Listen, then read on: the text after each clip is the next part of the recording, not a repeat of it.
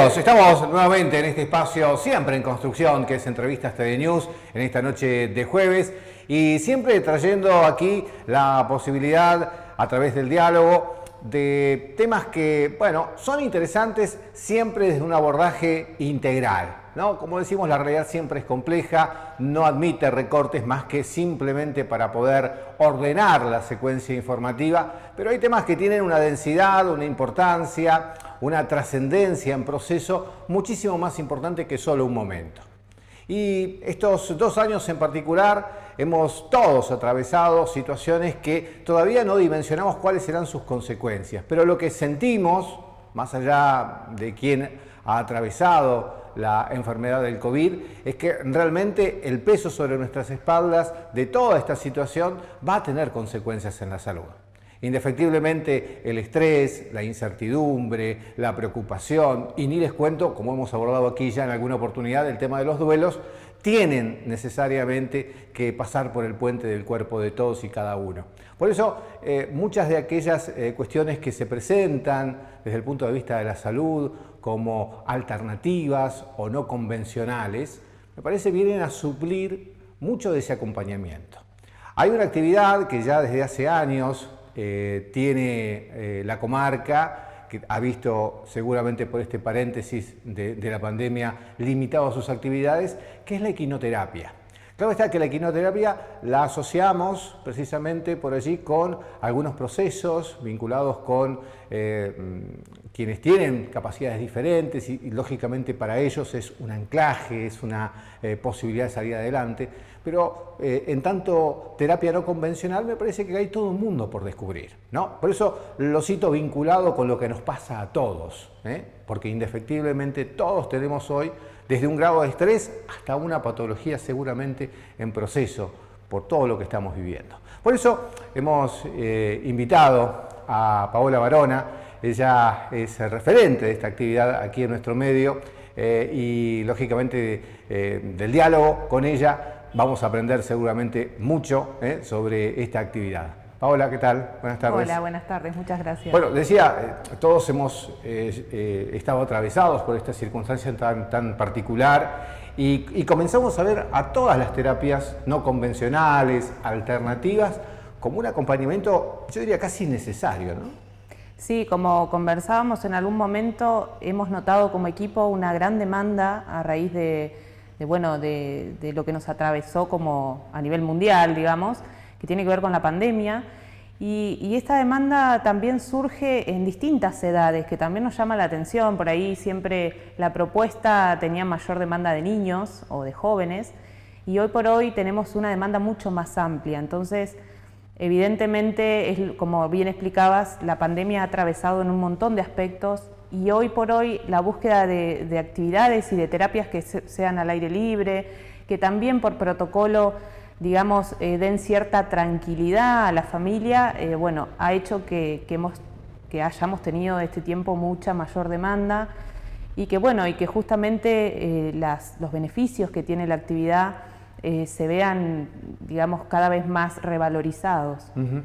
Aquí el protagonista, digo porque sin él no habría terapia posible, es el caballo, ¿no? Sí. El caballo en toda su dimensión, no solamente la dimensión como portentoso animal, sino, digo, a partir de ese lazo de comunicación tan genuino que tiene, ¿no? Sí, una de las, digamos, de las bases de esta terapia, justamente su nombre en un momento surge como equinoterapia, que hace referencia al caballo, y hoy por hoy se enmarca dentro de las terapias asistidas con animales, que hay gran variedad, pero bueno, equinoterapia sigue siendo un fuerte en relación a esto. El caballo tiene, digamos, principios en cuanto a su fisionomía, si se quiere, ¿sí? Su patrón de marcha es muy similar al del ser humano, entonces viene como a estimular en la monta con una posición correcta y con un equipo que trabaje en función a eso, viene como a propiciar en aquellas personas que por ahí tienen alguna discapacidad motriz o simplemente necesiten trabajar el tono, o necesiten trabajar la fuerza en el tronco, ¿sí? Justamente viene a simular el patrón de marcha, ¿sí? Que es antero-posterior, que tiene características tridimensionales y que muy particulares, muy similares al ser humano. Entonces esa es una de las bases de esta actividad. Por otro lado, tiene un patrón de marcha, que es el paso, el trote o el galope en sus 3 dimensiones, que también hacen o generan diferentes estímulos en las personas que montan. Y por otro lado, la intensidad o el ritmo con que se realice la actividad también genera esto, la relajación o tensión del tono muscular, y bueno, tiene a nivel físico muchas ventajas, pero además el caballo tiene características, como vos bien decías, no solo desde su aspecto de cuando uno lo monta, sino que uno nota cierta sensibilidad en el caballo que hace que pueda empatizar con el otro. No lo llamaría empatizar porque tal vez no es un proceso psicológico cognitivo digamos, es de un animal, pero sí. Pero sí sensorial, digamos. Claro, el caballo transmite y puede hacer una lectura a nosotros los seres humanos, por eso también vemos que los caballos reaccionan diferente con una persona u otra, ¿sí? Tienen un nivel de sensibilidad, yo digo que es muy, no digo yo, perdón, sino que se ha estudiado que es muy intuitivo, ¿sí? Entonces ellos leen en nosotros lo corporal, gestual, que a veces los seres humanos pasamos de largo, ¿sí? En la interacción. Además creo que lo primero, digo, estaba haciendo memoria de la primera imagen del caballo que todos y cada uno tenemos, ¿no? Hubo una primera vez y hubo una primera impresión, sí. o de rechazo o de temor. Digo, y en mi caso, el primer caballo que recuerdo me transfiere esa sensación de poder, ¿no? Sí. El caballo obviamente era más grande que mi experiencia de niño, pero sentarme arriba del caballo, montar el caballo, me daba una sensación de seguridad, de confianza, digo, sin pensar en el caballo todavía, claro. ¿No? Digo, pero esa transmisión es muy fuerte, es una imagen muy fuerte. Sí, mira, en la experiencia, yo como te contaba en alguna otra oportunidad, conocí esta actividad hace 17 años, de la mano de 2 profesionales de acá de la localidad de Río Colorado, una, si me permitís nombrarla, sí, una de ellas es Marisa Daita y otra es Marita Batzán, que quien está trabajando en la Escuela de Equitación, que hacen un trabajo maravilloso. Cuando conozco la actividad empiezo a ver estas cuestiones, ¿no? No sé, una persona con discapacidad visual que en algún momento me llegó a comentar en mi adolescencia, porque yo era adolescente en ese momento, yo cuando ando a caballo voy tranquilo porque el caballo puede ver y a mí me lleva y yo voy tranquilo, entonces sentí ese poder de no depender tal vez de un bastón, sí de otro ser humano, y para mí fue como determinante. Eso, otra persona que por ahí me dijo, que en ese momento era más chica, ¿no? Yo siento que acá tengo el control, no sé si de mi vida, pero tengo el control de algo. Entonces, eso a nivel de impacto psicológico es muy fuerte. Más allá de que uno entienda que el caballo debe ser respetado y que el caballo tiene también su personalidad y tiene su impronta para vincularse con otros caballos y con las personas, brinda esa sensación que vos bien decías de que uno cuando monta lo siente como un logro personal, ¿sí? Más allá de que uno después va avanzando gradualmente en determinados, objetivos. Y eso es parte de la técnica, claro, cual, sí. Uno va como mejorando su manejo de riendas, si se quiere, o su forma de montar, pero impacta psicológicamente en eso, ¿no? En los niños muy pequeños, ver un animal de esa magnitud que a veces yo puedo llevar de tiro, por ejemplo, y que el caballo me hace caso, también tiene un impacto psicológico muy fuerte. El empatizar con el otro que tal vez no me pide más de lo que yo puedo dar, porque el caballo tiene esa particular sensibilidad, digo yo, que hemos trabajado con niños pequeños, en los que el niño es el que marca hasta dónde no puedo acercarme o no, y el caballo tiene una lectura de eso que permite que los niños por ahí con algún diagnóstico específico sientan la tranquilidad de que el caballo no va a avanzar más de lo que yo quiero que avance en ese momento, ¿no? Yo creo que lo primero a reconocer, digo, en tanto terapia complementaria, alternativa, no convencional, digo, son todas las etiquetas que hoy tienen las terapias con animales, es el portante del estímulo permanente, ¿no? Es decir, esta cuestión de provocar salir, si se quiere, de ese cuadro que muchos dicen es la zona de confort, es mucho más que eso, porque cuando hay una patología no hay confort, pero hay una limitante, y en un estímulo que es de diálogo, porque es recíproco, porque el caballo también puede percibir que no es el adecuado para esa persona. Tal cual. En esto que decías por ahí de los estímulos, ¿sí? Es muy fuerte de ver, porque nosotros por ahí a veces desconocemos, incluso nosotros mismos, la cantidad de sentidos, ¿sí? que tenemos y que vamos organizando para estar en determinado lugar y momento, ¿no?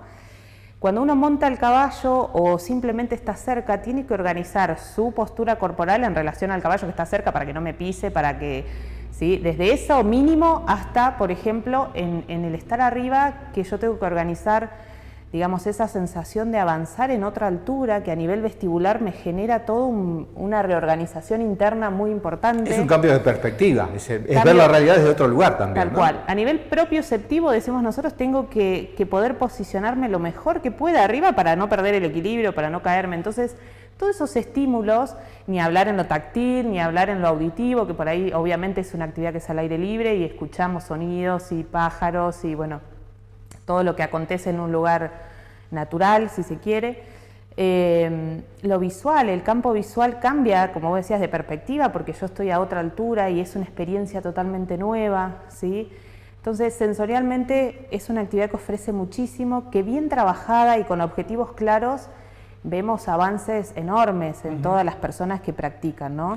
Vamos a centrarnos, en primer término, en el caballo, ¿no? Después vamos a recorrer los beneficiarios y después vamos a darle un cierre, pero ¿todo caballo es susceptible a la actividad de la equinoterapia o necesita una mansedumbre, una domesticación especial?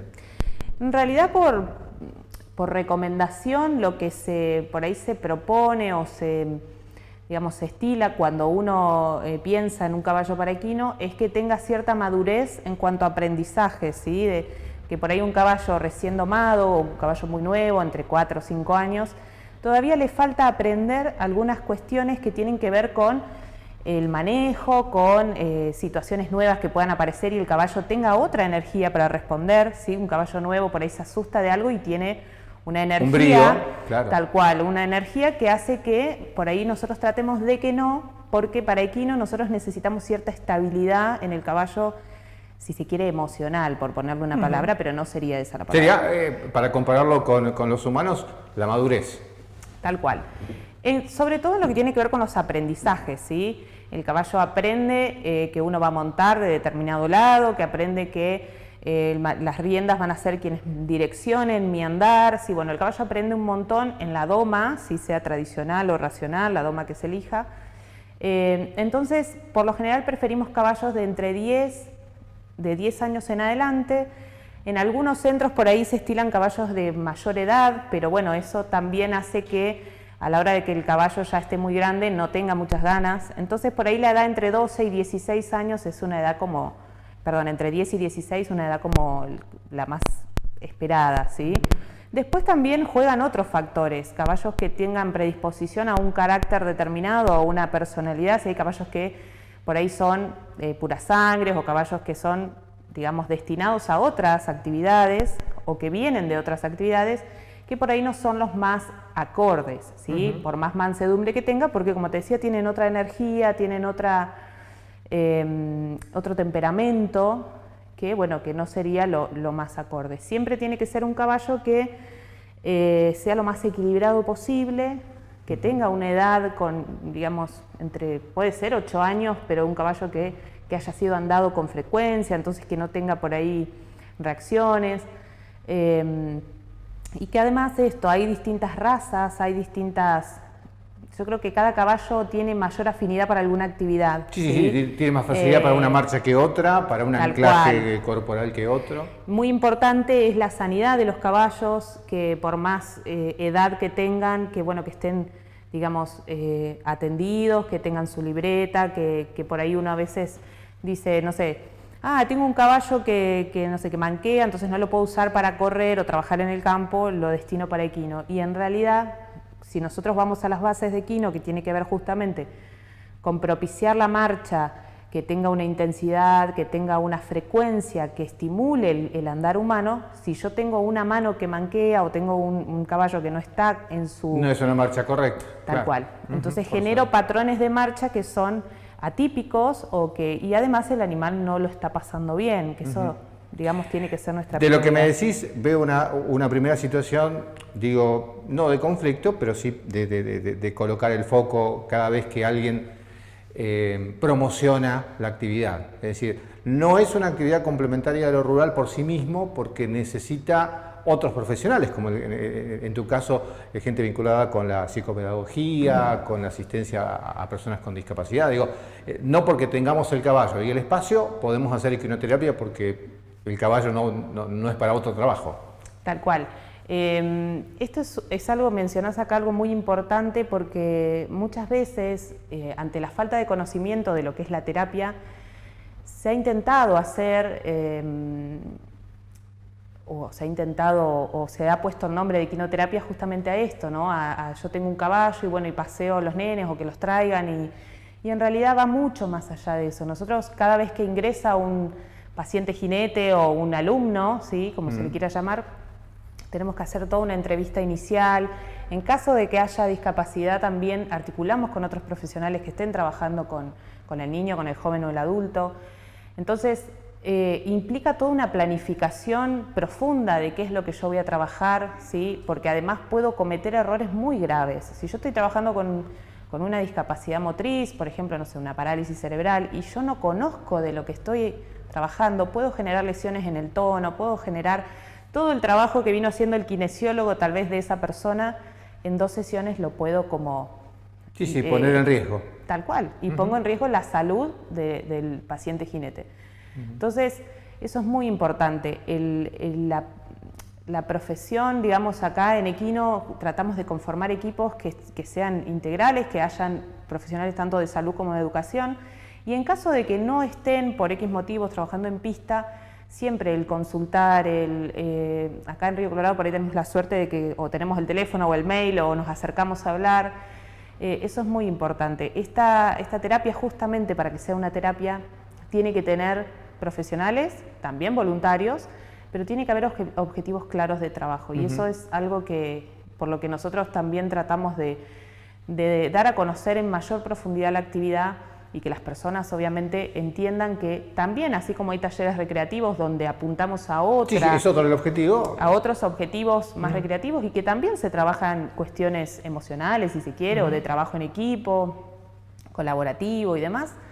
Lo que tiene que ver con la parte terapéutica en sí, de los principios de la equinoterapia, justamente requieren de una formación constante. Es un proceso... Y en el otro sentido, digo, para también cerrar la idea, los objetivos, si bien están dados, no son objetivos de resultados, o sea, no están concebidos como resultados, porque es un proceso, ¿no? Es decir, como todo lo alternativo, va complementando, va generando cambios, pero no por sí mismos uno puede establecer metas. Digo porque la ansiedad muchas veces de los padres, cuando un niño o un joven pasa por esta circunstancia, es, bueno, ¿cuándo va a volver a caminar? Digo, claro. No es así, o no tan así. Bueno, también en torno a eso ha habido como mucha mala interpretación. A veces, no sé, salen notas que dice gracias, equinoterapia volvió a caminar, y en realidad eso es un poco desmitificar, y es como vos decís, nosotros acompañamos procesos terapéuticos, ¿sí? El caballo brinda un montón de recursos que siempre que sean bien aprovechados y bien utilizados por un equipo, van a poder contribuir muchísimo a la rehabilitación, tal vez del patrón de marcha de una persona. Pero no únicamente equinoterapia hace como magia, ¿no? Siempre hay que tener como esa claridad. Uno apunta a objetivos, uno cuando viene la familia hace una entrevista inicial, explica que la adaptación a la actividad lleva mucho tiempo, porque eso también... A veces llega la familia y dice, bueno, ya subilo y ya está. No, la adaptación, que para nosotros es, y lo hemos hablado mucho por ahí con algunos centros con los que hemos compartido, la adaptación es la base fundamental, porque si el niño no tiene confianza en el equipo con el que está trabajando o con el animal, es tiempo perdido, porque el nivel de tensión y de angustia que va a presentar en el momento de la monta, o del trabajo de la sesión, va a venir a opacar todo lo que uno quiera proponer.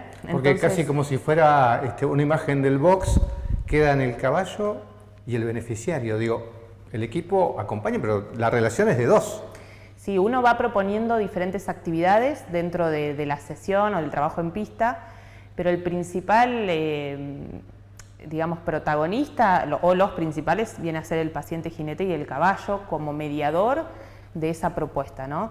Si yo voy a trabajar con aros, con pelota, y le voy a proponer al niño que trabaje la parte motriz, el equilibrio, bueno, lo va a hacer con un elemento, un objeto que va a ser la pelota, por ejemplo, pero el caballo va a ser el que va a poner la impronta de la marcha, el niño también tiene que estar atento a leer, bueno, ¿cómo está el caballo? ¿Se asusta? ¿Está nervioso? O sea, se ponen en juego un montón de aspectos donde los niños también, digamos, esto es muy, muy significativo, ¿no? Porque ellos, en la medida de lo que pasa el tiempo, van interpretando también las señales que da el caballo, ¿no? O incluso en aquellos niños que tienen lenguaje oral, creo que se enojó porque pasó tal cosa, y uno empieza a decir, bueno, qué bueno esa lectura, ¿no?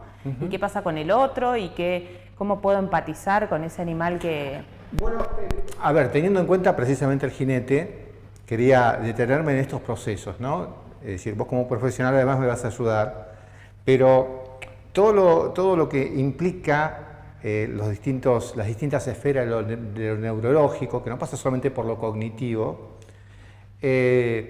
terminan de alguna manera referenciando estos patrones de conducta de los que hablabas, ¿no? Es decir, la lectura de la realidad, la posibilidad muchas veces de transmitir niveles de seguridad o de percepción. Lo importante es, dentro del proceso del jinete, generar esos estímulos necesarios para ir viendo cuán más se puede dar, ¿no? Tal cual, en esto que vos decís, ¿no?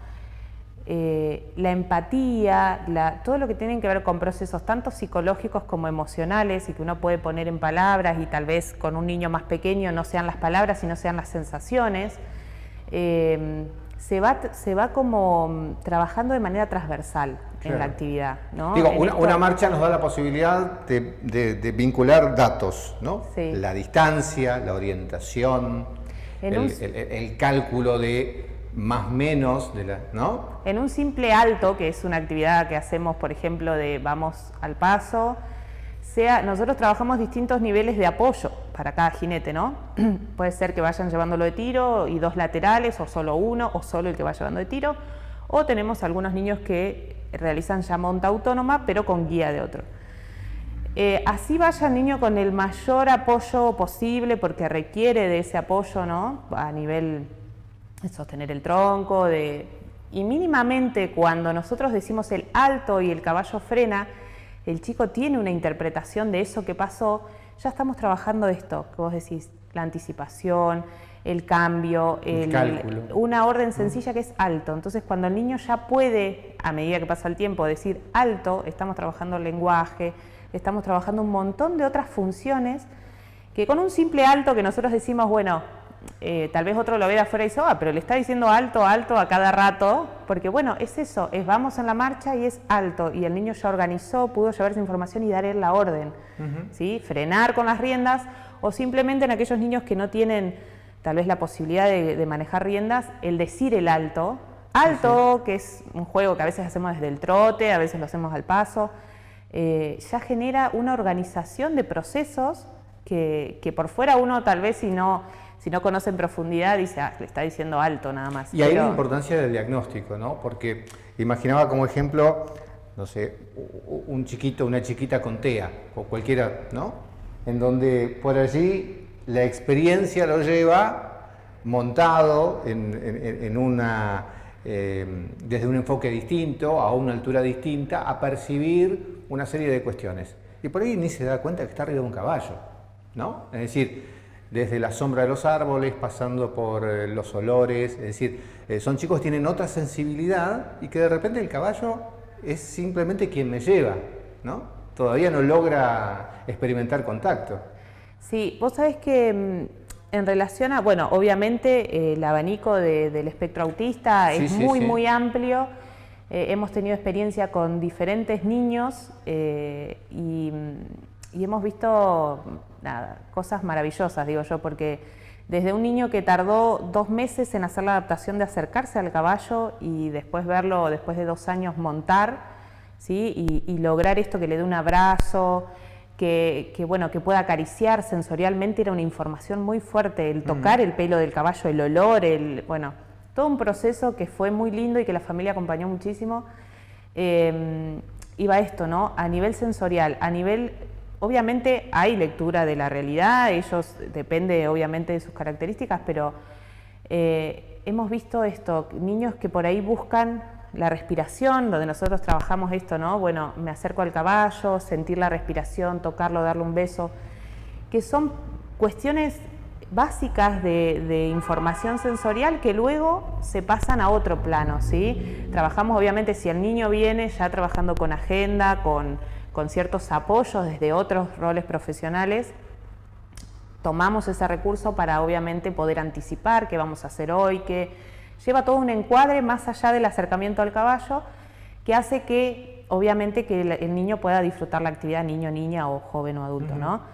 Necesita un encuadre y necesita también esto, ¿no? La articulación con otros profesionales, porque si uno, no sé, en Equino, en la fundación propone, no sé, un material, un apoyo, que el niño trabaja de manera diferente en otra terapia, venimos como a confundir, y la idea es eso, es articular. Pero volviendo por ahí al plano de lo que tiene que ver con esa información que nos da el estar arriba del caballo, la conexión que se genera entre el caballo y el niño joven, trasvasa más allá de lo que se pueda generar con el equipo terapéutico, ¿sí? Con el equipo que esté trabajando en la sesión. Con el caballo hay algo que nosotros decimos, el caballo no invade, el caballo no invade ni desde la voz, porque obviamente el caballo tiene otra forma de comunicación, y hasta incluso elige el caballo cómo acercarse y nos marca hasta dónde también, que en los niños hemos visto procesos pero increíbles, que uno por ahí cuando lo vive en lo cotidiano y va viendo esos procesos, lo disfruta de una manera increíble, pero la verdad que sí, se ven muchos procesos, las familias con las que hemos podido trabajar nos marcan esto, ¿no? Vos viste que cuando arrancó no se quería ni acercar y ahora ¿quién lo baja del caballo, no? Y bueno, allí también está la intervención del equipo, ¿no? Es decir, lo bueno, si bueno, tiene que ser ordenado con una frecuencia, ¿no? A veces esta cuestión de creer que estas soluciones rápidas, eficientes, van a llegar con mayor cuota de acercamiento, quizá no se da. Por eso la actividad es una vez por semana, 45 o una hora de duración, ¿no es cierto? Tal cual, y en esto de tener, como te decía, como muy graduado, porque el proceso de adaptación para nosotros decimos que es la base, porque si el niño, más aún si el niño no puede expresar, tal vez con palabras, lo que siente arriba, tal vez yo creo que lo está disfrutando porque se está riendo y en realidad está con un nivel de tensión muscular y tratando de compensar en el otro porque me están sacando una foto, porque sí. Tal cual, y no la está pasando bien. Entonces, cuanto mayor dediquemos a la adaptación, a entender el proceso que requiere, porque cualquier persona que nosotros traigamos hoy y subamos a un caballo, seguramente le genere nervios, le genere ansiedad. Alguno lo va a canalizar riéndose, otro va a decir, no, bájame porque me caigo. Pero si yo a un niño que tiene alguna dificultad en poder expresar lo que está sintiendo, lo obligo, entre comillas, a esa situación, es posible que no logre sentar las bases para los objetivos que queremos trabajar después. Entonces... Es importante. Pau, esta es una actividad que tiene un marco normativo a través de la ley. ¿Cómo vamos con eso? Vamos en la lucha, digamos. A nivel país estamos abogando por la Ley Nacional de Equinoterapia que está en tratativas en Cámara de Diputados. Ya desde hace varios años nosotros formamos parte de la Red Argentina de Equinoterapia, que es una red en la que se nuclean todos los centros de equino y bueno, y trabajamos esto, normativas. Lo que pedimos a través de la Ley Nacional de Equinoterapia es, por un lado, regular los centros, esto de que haya profesionales, de que estén enmarcados en un encuadre terapéutico o recreativo, si se quiere, pero que cuente con los aspectos básicos que debería tener un centro de equinoterapia. Y por otro lado, la ley también, digamos, habilita a las obras sociales a poder cubrir la terapia como cualquier otra terapia y también obliga de cierta manera a que se dicten a nivel provincial, nacional, carreras relacionadas con la formación de profesionales especializados en las terapias. Es decir, jerarquización y profesionalización. Tal cual. Son como los ítems que la ley viene a querer, digamos, instalar en el país y que todavía, si bien en algunas provincias ya hay leyes provinciales, la realidad es que necesitamos justamente una ley nacional que enmarque, que encuadre y que justamente profesionalice la actividad y que no quede por ahí a criterio de cada centro o de cada lugar, ¿no? Por eso es que se está insistiendo mucho en la ley y bueno, y que esperamos con ansias que pueda ser tratada y aprobada en la brevedad, digamos, pero bueno. Me contabas días atrás que Aneley está viviendo un momento muy especial, porque bueno, ya tienen al menos un espacio convenido con el Fortín 3, con lo cual, bueno, no solamente uno empieza a pensar en el lugar, sino también en la proyectividad que tiene la actividad. Sí, hace unos meses, la realidad es que, bueno, que desde principio de año estábamos en búsqueda de un nuevo lugar porque donde estábamos funcionando hasta previo a la pandemia es un lugar que está situado en un barrio, en Villa Mitre, donde hay muchas construcciones, donde ya obviamente es un barrio donde hay muchas viviendas, mucho tránsito, y es un lugar que ya nos quedaba muy chico. Entonces empezamos a buscar opciones, empezamos a dialogar con la comisión del Fortín 3, a quienes agradecemos nuevamente por el espacio, y bueno, y ellos nos ofrecen justamente este lugar que es en la entrada, digamos, del campo de Doma, donde empezamos a pensar en esto, ¿no? En instalaciones que por un lado nos permitan ampliar la propuesta a partir del año que viene y empezar a hacer, digamos, mejores condiciones habitacionales para nuestros caballos, porque ellos, si bien transcurren, digamos, las vacaciones en el campo, cuando trabajamos en la actividad ellos tienen su zona de descanso y el lugar donde estábamos era muy pequeño ese lugar. Entonces ahora podemos pensar en un lugar mucho más amplio de descanso, podemos armar las pistas, que en eso estamos, hicimos ya todo el trabajo de alambres y bueno, y ahora empezando a trabajar fuerte en lo que tiene que ver con las pistas y bueno, la construcción de un depósito, sala multiuso, decimos nosotros, y un baño adaptado. Son esos como los grandes objetivos que tenemos en ese lugar, entendiendo que como es a largo plazo nos permite cierta estabilidad y bueno, justamente esto, poder proyectar, pensar otras propuestas. Porque demanda y beneficiarios hay. Muchísimo. La comunidad tiene. Sí, la realidad es que sí, mucho. Y bueno, y esto, a medida que uno va pudiendo ampliar la propuesta, van surgiendo cada vez más demanda en relación a la diversidad de propuestas que se presentan. Así que bueno, eso nos va a permitir como ir ampliando también la respuesta que podamos dar a la comunidad. Claro que sí. ¿Tenés caballo propio? Sí. ¿Cómo se llama? Tengo Paloma, que es la yegua blanca que usamos en equino, que ella llegó también ahí en los inicios de equinoterapia. Tengo a Tomate, que es otro caballo más grande que bueno, que ese también está en el campo, y tengo a Frida, que es una potranca, así que bueno, ella está en proceso ahí de doma y bueno, esos son mis cables a tierra, digo yo. ¿Y cómo es la relación? Porque digo, saquemos ahora por un momento el aspecto profesional, digo, sí. lo estrictamente personal. ¿Cómo es la relación? La relación con los caballos de toda la vida, cuando era más chica, por ahí en el campo, nosotros, nada, iba al campo y... A ver, vamos más allá. Vamos más allá. Bueno, digo, te escucha el caballo, te mira el caballo, ¿te entiende el caballo? A lo que yo iba por ahí es que mi vínculo con los caballos cambió mucho de cuando era chica, sí. Que yo por ahí andaba de manera así como me saliera y demás. Cuando conozco la actividad es un cambio de 180 grados, porque me empiezo a vincular diferente y empiezo a entender el caballo. Cuando empiezo a estudiar sobre la actividad y empiezo a entender otros procesos, porque para estudiar sobre equinoterapia y hacer formaciones tenés que conocer del caballo. Entonces, cuanto más estudiaba del caballo, más me apasionaba y más entendía las reacciones del caballo. A mí, desde lo personal, 5 minutos con un caballo me reinicia, yo digo, es mi terapia, es mi cable a tierra. ¿Sí? A mí el caballo me da como... mis nenes, yo tengo un nene chiquito y me dice, mamá, bueno, ya está, vamos a ver, le encantan las motos. Me dice, bueno, vamos a ver la pista. Bueno, ya está, uno se saca el estrés y... Pero en lo concreto, a ver, lo cepillás, esa caricia le gusta, le hablás con un tono especial, es decir, ¿cómo es el puente? Mira, ellos cuando ya me ven llegar, cuando están en el campo obviamente están en vida libre, comen a discreción, pero igualmente yo me acerco cuando están en libertad, que eso es algo que también uno cuando empieza a conocer se asombra, ¿no? Porque ellos eligen, estando en libertad en el monte puede elegir acercarse o no. Y ellos, nada, un silbido, ya saben, yo les silbo de una manera particular, diferente a la que otra persona lo puede hacer. Esta potranca que me llegó, casi te diría, su mamá falleció en el parto, o sea, fue criada así a mamadera y sobrevivió de milagro.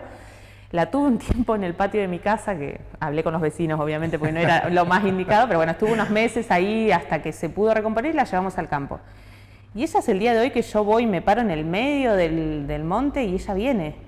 Y vos decís, o sea, ya está con su grupo, con su manada, con su tropilla, como le quieran llamar. Y es increíble. Y viene y yo la acaricio un poco y jugamos un rato ahí y me voy, me subo a la camioneta y me vuelvo. Y hasta a veces me sigue, como diciendo, ¿a dónde vas? ¿Viste? Es increíble. Y ella tiene comida a disposición, tiene agua. Entonces ahí en lo vincular con el caballo, yo creo que el caballo tiene una percepción, incluso hace muy poquito salió un video de un caballo que ataca a una persona, no sé si por ahí, bueno, en las redes estaba circulando ese video. Hay un profesional de doma racional al que yo admiro muchísimo y él decía, ¿cuánta vivencia habrá tenido atrás ese caballo para reaccionar ese día de esa manera, ¿no? Sí. Porque el caballo es un ser que es, digamos, dentro de la cadena alimenticia, consume plantas, o sea, es un animal que no es predador, entonces su mecanismo de defensa es patear o morder o... Entonces, pero es naturalmente social, que es lo otro que también le llama la atención. Tal cual, entonces esa reacción de ese caballo es muy llamativa. Uno tiene que tener siempre recaudos cuando se va a vincular con un caballo, siempre tiene que ser cuidadoso y tiene que ser respetuoso del animal. Uno no puede invadirlo por el simple hecho de que le parezca lindo, ¿no? Claro. Pero esa reacción, yo digo, bueno, me puso mal cuando lo vi porque digo, realmente mal por la persona que estaba en el piso siendo agredida y mal por el caballo porque esa experiencia, además ellos tienen un registro sensorial muy alto, ¿sí? Cuando hay una experiencia traumática, si se quiere, el caballo le queda un registro en la memoria. Por eso es cuando uno dice, no le gusta que le toquen las orejas, o se golpeó una vez con el carro y no quiere subir, o se enredó con un alambre y ahora cuando ve, esquiva. Sí, el caballo tiene un registro y se acuerda puntualmente del maltrato, puntualmente de... Entonces uno cuando ve la historia, a veces nosotros, cuando conocemos un caballo, porque nos dicen, mirá, tengo este caballo, bueno, y empezamos a indagar eso, y dónde vivió este último tiempo, dónde tiene la querencia, que... ¿Tuvo alguna experiencia así con algún objeto que se haya, digamos, que le haya generado algún temor? Rechazo, porque, no sé, una cuestión sencilla es que en algunas situaciones de doma, para que el caballo doble se suele usar o un rebenque o la mano, ¿sí? Entonces acompañamos. Nosotros en equino usamos pelotas, hacemos ejercicios de estiramiento, hacemos donde la persona que está arriba mueve la mano, el caballo tiende a reaccionar. Va al registro inmediatamente, claro. Vuelve ahí, entonces el caballo tiende a doblar y no era lo que le estábamos pidiendo, ¿sí? Claro. Entonces en eso de corregir y de volver a revisar un poquito por qué reaccionó así el caballo, siempre que hay algún accidente con un caballo o que un caballo se asusta, lo primero que tenemos que pensar, antes de pensar que el caballo es mañoso o le pasa algo, es qué hicimos nosotros para que el caballo reaccione de esa manera. Claro que sí. Pero como decís vos, es todo un universo a descubrir fundamentalmente. Lo tenemos, a ver, creo que la iconización que tenemos fundamentalmente los argentinos es que el caballo es complementario al hombre, ¿no? Y me parece que en muchos casos hay muchas cosas por aprender, así que seremos suplementarios nosotros del caballo, ¿no? Así que... Sí, históricamente el caballo fue usado para distintas... Por eso mismo. Medio de transporte, de trabajo, y hoy le estamos dando otro. Ya desde los fines de la guerra ya se usaba como medio de rehabilitación, que fueron las primeras experiencias, ¿no? De equinoterapia, lo que tiene que ver con la historia, y en Argentina tiene una historia de 50 años la actividad con caballos, terapéutica, ¿sí? En sí. Entonces, creo que hoy estamos aprendiendo en buena hora otras formas de vincularnos y entendiendo un poco más el proceso de la psiquis del caballo, ¿no? De por qué reacciona como reacciona, de qué cosas podemos hacer para mejorar el vínculo, hasta te diría a la hora de montar, ¿sí? ¿Cuántos cambios podemos hacer? Dependiendo de la actividad, obviamente. De la claro que sí, claro que sí. Bueno, Pau, linda charla.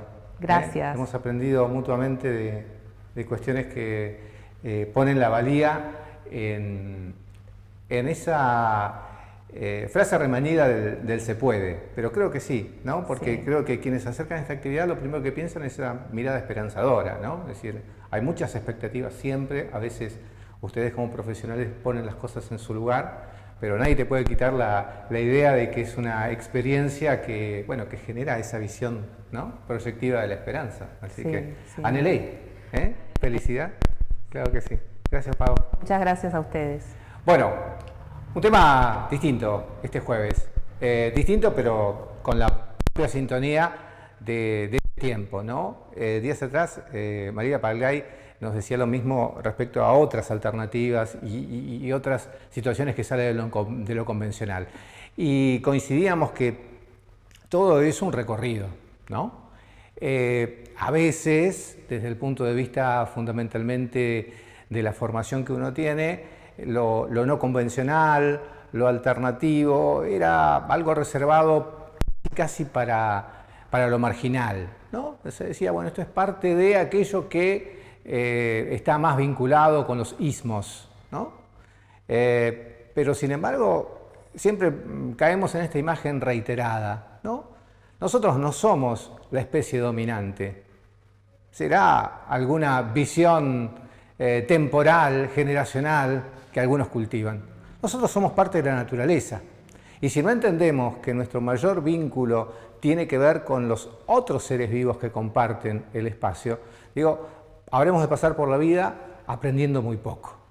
Y a veces el caballo, digo, en esto de ser mucho más que simplemente un semoviente, un animal que tiene efectivamente un rango de derechos, nos enseña mucho más con una mirada, con un gesto, con un corcoveo, ¿no? No es ir por la vida como uno quiere, sino precisamente con el compañero que te brinda la marcha. Hasta el jueves que viene.